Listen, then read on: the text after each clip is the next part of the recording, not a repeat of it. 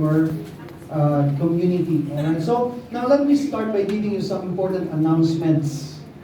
Okay, this is really important, and I am the one who will kind of share this first before we announce it regularly in our services. So that come, okay, April. Everybody say April. April. Okay, April 5 to be exact, Saturday. Okay, we are moving our Wednesday service into Saturday evening. So in other words, we won't be having Wednesday service anymore. Okay, because again, our regular Wednesday service will be moved to Saturday. And that is so that to help serve some of our parents who want to bring their kids at the kids church. Because now, how many of you know, I guess most of us here, we don't really know what's happening in our kids church. Our kids church is expanding. So, a lot of kids are coming to the church, and I realized it was really a good or great move for us to, instead of trying to fit all those kids on the other side, we made the entire venue available for our kids on a Saturday. And we have been growing. And as a matter of fact, we're going to have 2 time slots for our kids' church on a Saturday. So that will start what time? 2 o'clock until 4 o'clock. Okay. So then after that, after our kids' church, okay, at 7 p.m., we're gonna have our worship service. Okay? So now what will happen on our Wednesdays? Okay? So we're gonna have once a month worship night. Okay? Once a month. That will be every first Wednesday. Second Wednesday of the month. That we're gonna have worship night. Okay, everyone say worship night. Worship night. Okay, so this is something that we really are excited about, because as a church, we continually want to develop that heart for God. Amen. Of course, we've been attending the service at the same time on a Sunday. How many of you know we have our regular prayer meetings before the service, and we are adding worship night again starting April. So is that clear? So if you have more questions, you can approach Mary. And we'll tell more about, or the details about this upcoming changes that will happen. Also, I would like to announce, aside from that February 20, how many married couples do we have here? Come on, if you're married, just raise your hand. Don't be shy. Alright, so some of you are already married. So don't forget, February 20, we're gonna have marriage booster. Alright, so you can invite your friends, who are married, or also friends who are married, to come and join us on February 20. Okay, this is post Valentine seminar, or gathering all married couples. All right, so that's it. Those important announcements.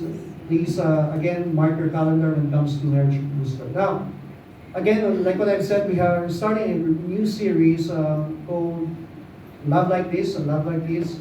And the series objective of this series, of course, that at the end of the series, we will gain a deeper understanding of God's unconditional love displayed on the cross.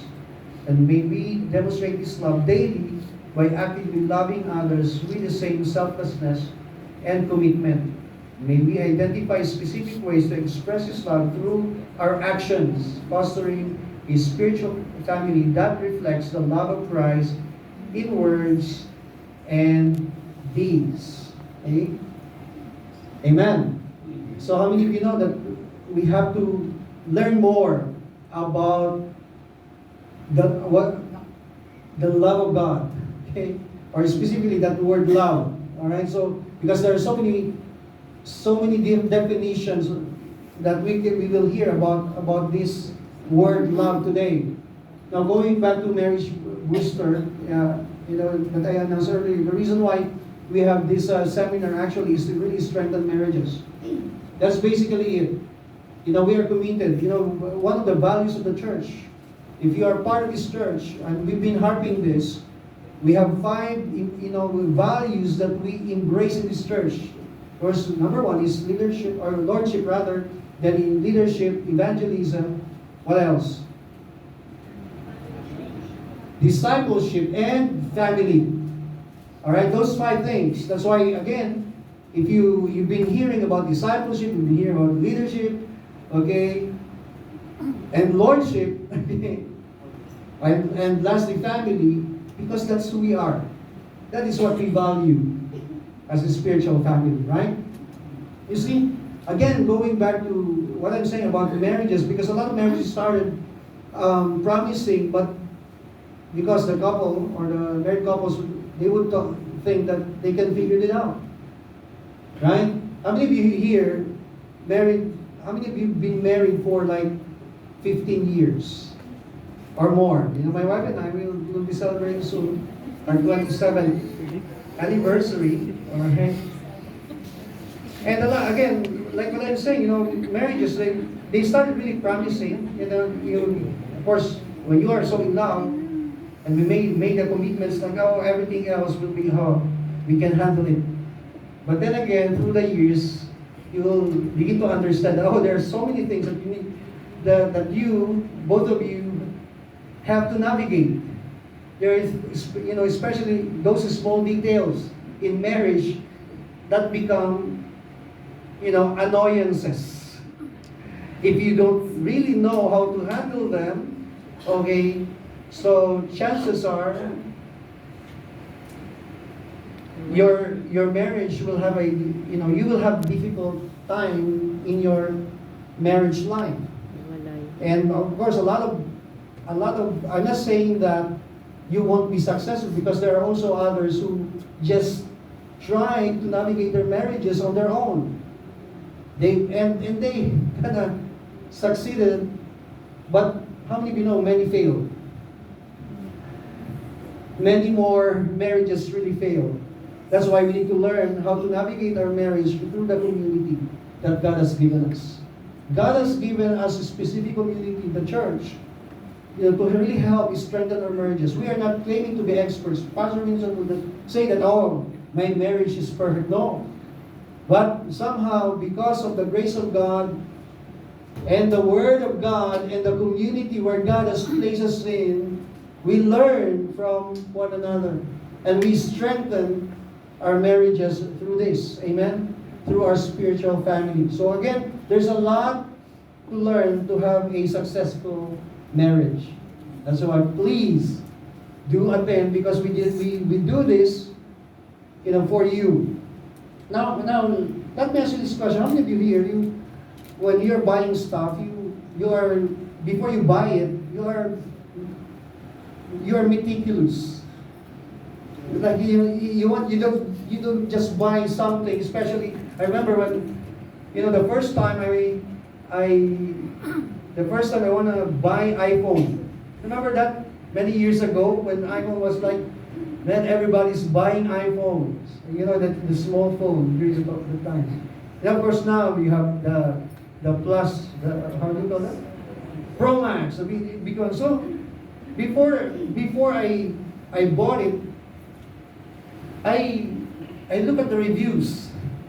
You were like being meticulous. You watch the advertisements and you try to compare the iPhone from the other Android phones or smartphones. So I read articles about iPhones and Android. So just to make sure that I'm doing my due diligence and not to buy something that I will end up regretting in buying it. So my intention is just to buy the right gadget for me. So in other words, what I'm trying to say is I invested time and more efforts to ensure the quality of the gadget that I will be buying. How many of you know that quality has something to do with standard? Let me say that again. Quality has something to to do with standard. And especially when you are buying or purchasing, and especially if you're buying expensive stuff, right? You don't just buy randomly. You want to have the best quality. Could be gadget or something else, right? Now, so when it comes to love, we have to know also the real standard. The real standard of love, to realize the value of it. If we don't understand the standard, we won't know the quality of love we are giving. Are you hearing me? Are you tracking me? Okay, let me say that again. If we don't understand the standard, we're going to talk today about this standard. If you don't understand the standard, we won't know the quality of love we are giving. Whether that is in marriage or any kind of relationship you have to others. Now, where do we learn about love? So that's the question. Where do we learn about love? So, as a matter of fact, so it would be really difficult to understand love apart from God. Let me just say it from the start, right on the onset. It's difficult to understand love apart from God. And we won't understand God's love if God did not choose to send His Son to die for our sins. We won't really understand the magnitude of the love of God if Jesus did not die for our sins. So no wonder, in the Old Testament, you would think, why are the Israelites would always go back to, falling into sin, rebelling against God, even though God would always say, I love you with my everlasting love. The nation knew about the love of God, but they couldn't really understand it from their hearts. Why is that? Until Jesus came and died for our sins. So here today, this is what we're going to talk about, how to know God's perfect love. Amen? So are you ready for this? Now, going back to 1 John, because we read earlier from the book of 1 John, the first epistle of John does not identify an author. Most scholars believe it was written by Apostle John, but they were also saying that, this is another John. It could be John, the son of Zebedee. There again, even the scholars were really not sure. But the scholars also believe 1 John was written around AD 85 to 95 to believers in what is today Turkey. Okay? At that time of its writing, many Christians were experiencing a crisis of faith because of persecution with false teachings. So during the time, if you read the content of 1 John, you will see that there were like few things that the author were like highlighting. Okay, and few of them is about persecution and false teaching. Because some were really confused by messages that Jesus was the actual Son of God. So other people were already questioning that. People from the church. And many of them really struggled with cultural pressure to worship the Roman emperor.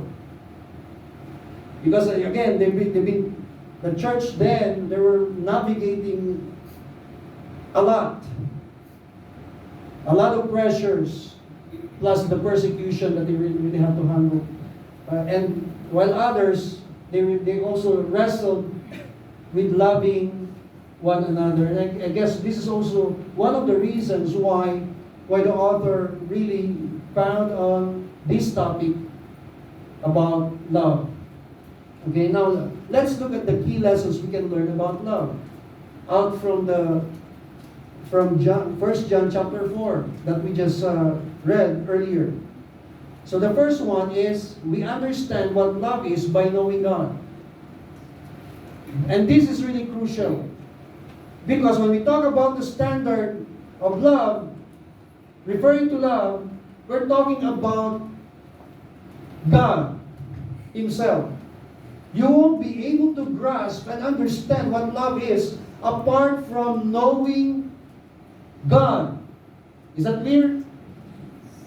Because not only that God is the standard of love, and not just a source of love, He is love. Okay? Because God is love. You and I used to define love through what the media have told us, right? Or what we have learned from pocket books. How many of you here, when you were in high school, you were reading pocket books, popular pocket books? Before it was so good, man. I tell you that I was also enticed to read pocket books. And also some would try to copy what's happening in Hollywood, that made them believe that this is really the standard when it comes to love. Huh? One pa. And so many of us really ended up hurting and disillusioned or broken because we have we don't really truly understand what this love is all about, because we're getting it from the world, right? So you can see that the world is really littered with immature and broken individuals who struggle to maintain healthy marriage relationships. Now, the question is, how can we avoid falling into false love trap? Many times we define again love as feelings or emotions. But look at this. I was just looking at this quote from Matthew Kelly. He said, love is a choice, not a feeling. Feelings come and go, and if we choose to base our most important relationships on how we feel at any particular moment, we are in for a rough and rocky journey. Love is a verb, not a noun. Love is something we do, not something that happens to us. So if you unpack what he was saying, okay, love is a choice. That means we choose. Of course, we make choices. We choose whom to marry. You choose your friends, right? And he also said that love is a verb, it's an action word. In other words, not passive. Love is something we do. Pastor Paulo Punsalan, our senior pastor in Victory Fort, said, when emotions become the primary basis for our decision to get married, then emotions will also become the primary basis for our decision to separate. So now, when we talk about emotion, emotions may be the trigger, but it cannot be the sustainer. Okay? Our emotions is the trigger, because of course you've got to like the person. Okay, that is emotion. But it cannot really sustain, especially when it comes to marriage, if you're just basing everything on your emotions. How many of you believe that? Because emotions are not that reliable. Therefore, we must go back to God. He is love, and He is the source of love. And here's the truth. The more we know God, the more we will understand what love is. The more we know God, the more you get closer to God, you will be able to understand what love is. The closer again we are to God, the deeper our understanding of love grows. And mind you, we are created, as we have been saying, we are created for a relationship. Right? Relationship is one of the most beautiful things that we really we value in life. Now, for relationship to work, love must be present.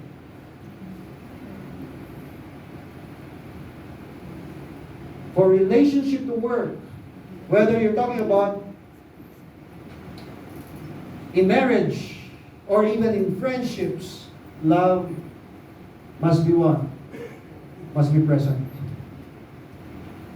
But relationship cannot be a relationship if love is absent. Even if the love we express of a person is, we call phileo. What is phileo? Friendly love.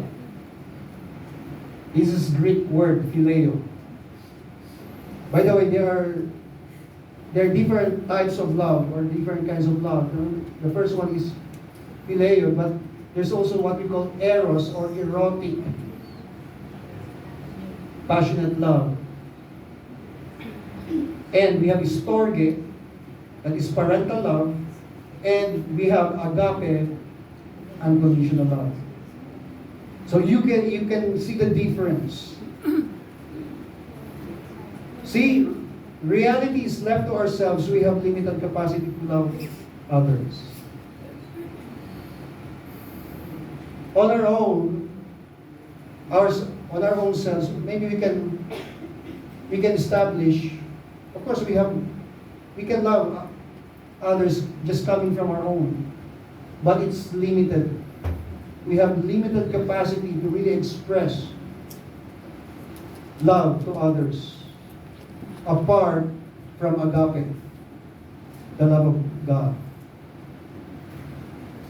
That's why those of us who were raised up in dysfunctional homes have a hard time expressing love. You know, I remember when this was a long time ago. I met a I met a former policeman who would beat his wife. A policeman. And this is he came from a different background, different nationality. And he would always justify his actions. But he would also say, I really love my wife. But whenever they have like skirmishes or disagreement, he would always beat his wife. And as I was talking to him and trying to find out what's really happening to this guy, trying to counsel him, and I found out that both of them, he and his wife, have the same family background.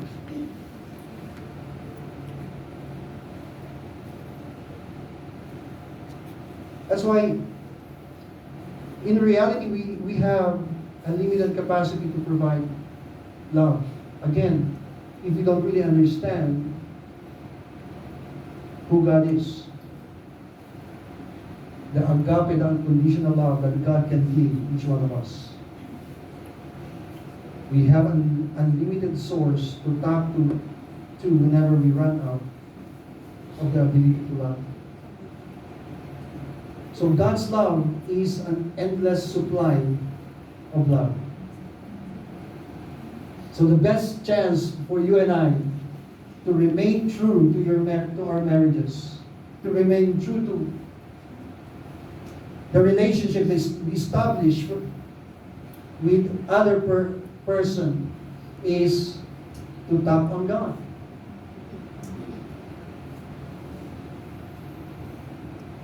So understand this truth. As we focus on knowing Him and growing closer to Him, we will understand the depths and magnitude of His love.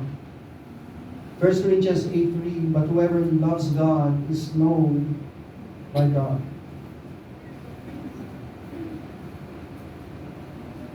There's so much more that you can unpack from this even short verse. Now, let me dive into the second one. We demonstrate God's love by loving others. Verse 7 and 8 again. Or highlighting verse 8, whoever does not love does not know God, because God is love. So another important truth to remember, the reason why we can love others is because we have the love that comes from God. The reason why, when Jesus said, love the Lord your God with all your heart, with all your soul, and with all your strength, and after that He said, love your neighbor as yourself. Now, how can you love your neighbor? Because first, you tap into God. Because as you love the Lord, your God, with all your heart, with all your strength, with all your mind, with all your soul, now you can love your neighbor. Are you hearing me? Many relationships today are not working simply because there's no more love to give. Why do you think married couples give up on each other? One reason is because they could no longer tolerate each other. Why?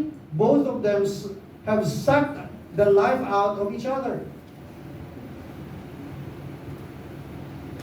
You can only give something to another person if you have something to give.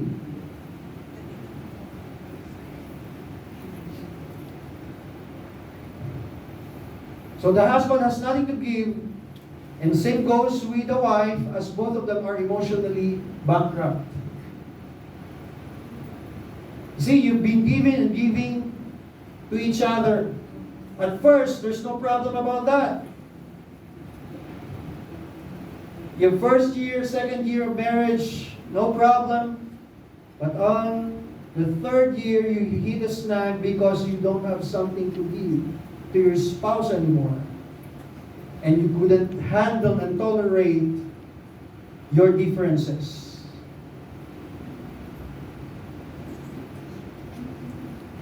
So how can we demonstrate love to one another and to others? Again, know that God is the source of love. In other words, daily we have to be replenished by the love of God so that we have something to give to one another and to others. And so as we tap into the right source, and that is God,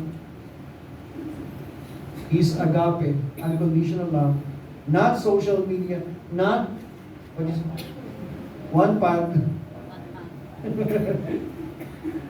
We will have the unlimited love supply.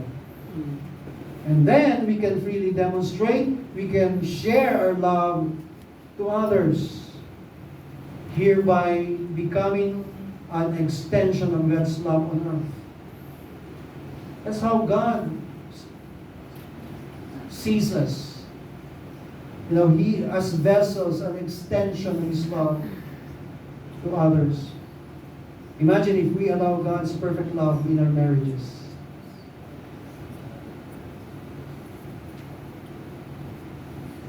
If we allow God's perfect love to run through us for others as well, so that they can experience God's perfect love. Yes, there's no such thing as perfect marriage. Again, going back to marriage. The truth is, you and your spouse are two different individuals. How many of you realize that? Many times you say, oh, we have common denominator. That's why we are so, in Tagalog, swak. We are match. So match. Before they get married, one thing that they would say, oh, one thing that I really like with my fiancé because we are so match. And later on, you will find out that you're two different individuals. You have two different personalities. And so you've got to learn how to navigate that relationship. You know, Ed Wisco said this, you can be a perfect woman, but you will still never good enough in the eyes of an immature man. That's why you have to choose wisely. See, you can never find Mr. Perfect and Miss Right. There's no such thing because we are all flawed. All of us are flawed. But here's something to understand about God's perfect love. Something that all of us must remember. When it comes to the love of God, God's love is limitless. God's love is, God loves you and me. All of us, no matter where we are in life. But, we have, of course, we have different seasons in our lives. Sometimes you break down. Sometimes you are in your lowest point. But then again, still God loves you. You probably have messed up. And you feel so, guilty about yourself.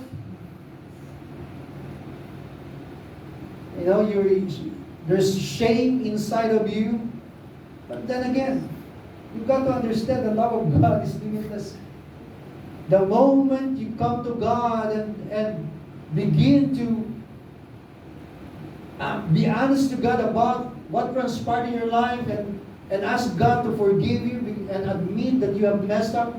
How many of you know the Bible said, if you confess your sin, God is faithful. Yes. He will receive you, He will restore you. Because that is the kind of God we have. God's love is limitless. Not only that God's love is limitless, but God's love is also unconditional. God loves us. Again, no matter what transpired in our lives, the background, again, His love is unconditional. He loves us so much and so deep that nothing can change or stop Him from loving us. You know the song, nothing's gonna change my love for you.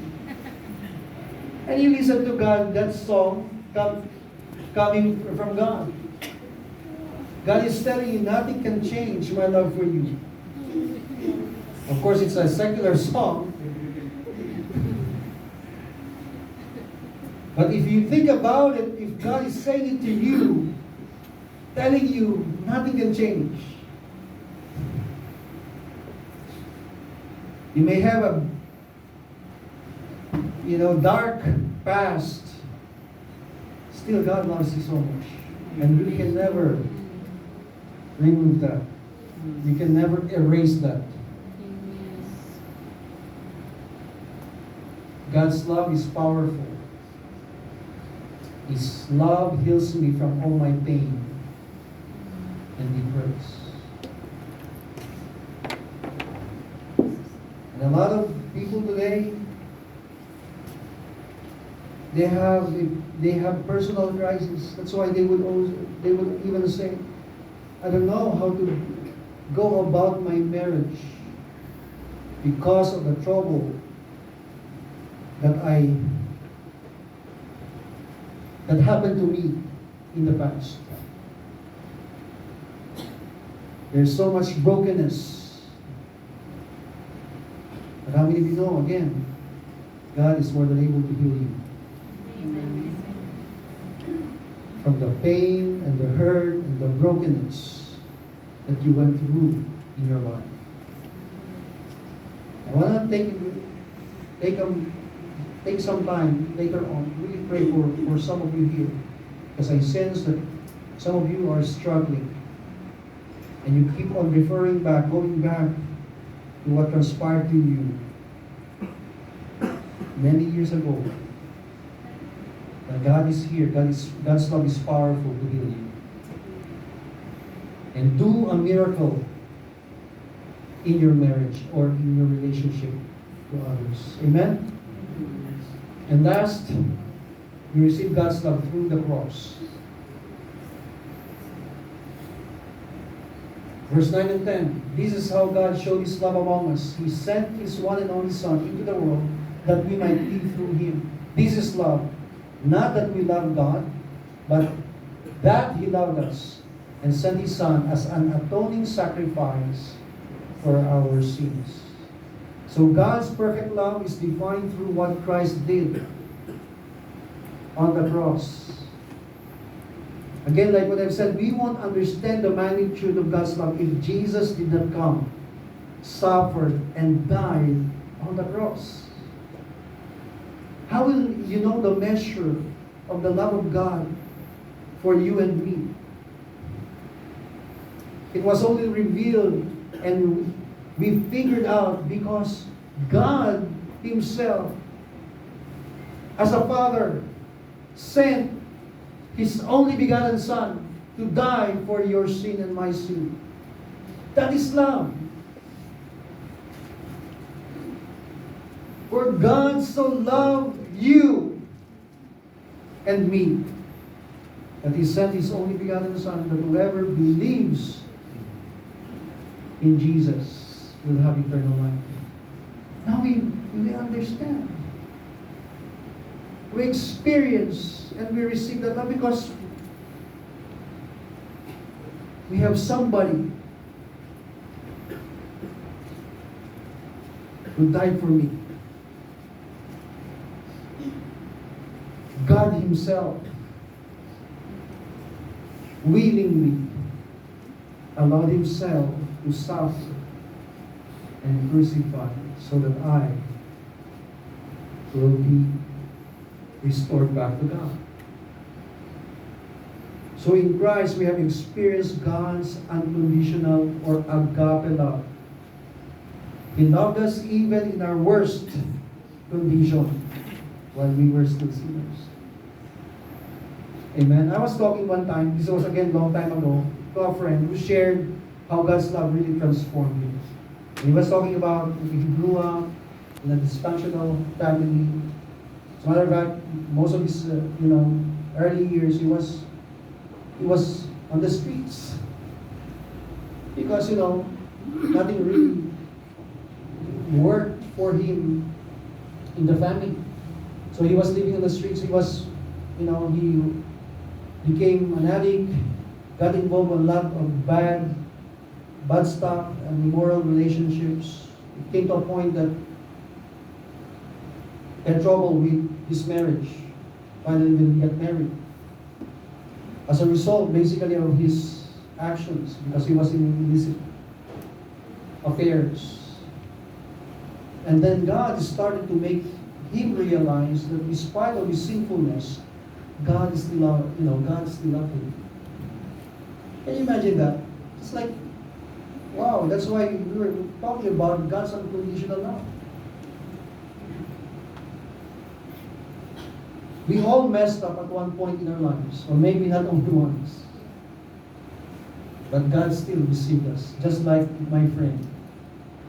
And he started to realize that and realize that the magnitude of God's love, that despite of his brokenness, God still accepted him and forgave him. And God really impacted his life and changed him. See, God's love enables a person to change. Maybe you are here today and you're saying, you feel like there's no more hope. I want to tell you, trust God. God loves you. There's no greater power than God's great love. So love propels us to respond to God's kindness. It also helps us forgive those who has mistreated us and overlooked the offenses we have experienced. Right? So even though, sometimes the reason why we also have trouble accepting love is because of the offenses that we harbor in our hearts. And that's the reason why God would also say, forgive others. Because you cannot really release love until you forgive. Are you getting this? You got to let it go. Surrender everything to God.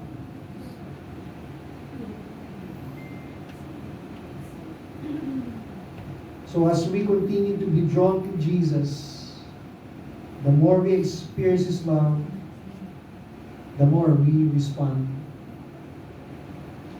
in love. This is my last point here.